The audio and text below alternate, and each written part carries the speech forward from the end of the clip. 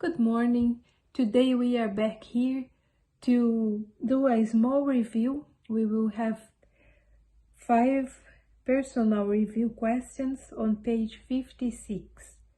And we will be making a small review of what we learned together during the week. Starting with question number 1. How can we identify God's true church? We have the verse from Revelation chapter 14 verse 12 that says, "Here is the patience of the saints, here are they that keep the commandments of God and the faith of Jesus." So, how we can identify His church in this earth is if they keep the commandments of God and the faith of Jesus, and also the plan of God for His church is for His people to be spreading the gospel, to make known the word of God. His church shall be reflected to the world, His fullness and His sufficiency, to carry the gospel to the world. Why is church membership important for the individual believer?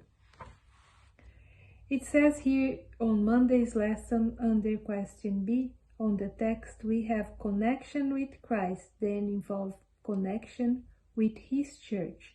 So it's a privilege. If we want to be connected with Christ, we need also to be connected with His church. And it is a privilege that is extended to every Son of God, to be part of His church, to be member of His church. But if we walk in the light as He is in the light, we have fellowship one with another. So it's a privilege to be a member of God's church and to have fellowship one to another. In what way may we be in danger of testifying against the truth?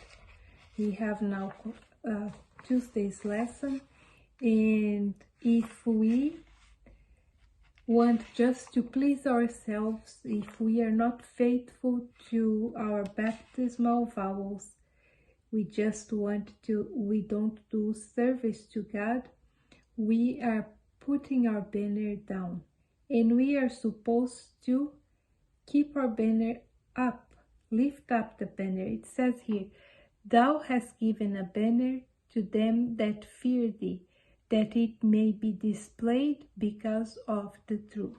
So we need to display our banner and keep it on high. But if we don't do any service to God, if we just want to please ourselves, if we are cold spiritually and far separated from Christ, we are not testifying.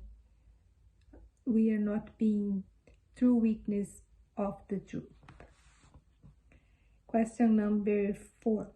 Name some factors that will foster unity in the church. We have here Wednesday's lesson, and here it is talking about unity. Name some factors that will foster unity in the church. We need all to speak the same thing and doing everything decently and in order to have an organized people, organized church, and also to be liberal in provide for the work. It says here, "Our work was not sustained by large gifts or legacies, for we have few wealthy men among us. What is the secret of our prosperity? We have moved under the orders of the captain of our salvation. God has blessed our united efforts." So, some factors is for us to be organized, speak all the same thing, and work together with what we have and God has blessed has been blessing the efforts. How are we to bear our divine credentials to the world? We are going to read here the text under Thursday's lesson, question A, the paragraph that says, Jesus has prayed that his disciples all might be one. It is through this unity that we are to convince the world of the mission of Christ and bear our divine credentials to the world. So this was a pleasure to be here together, to be learning together the lesson during the week, lesson number 10.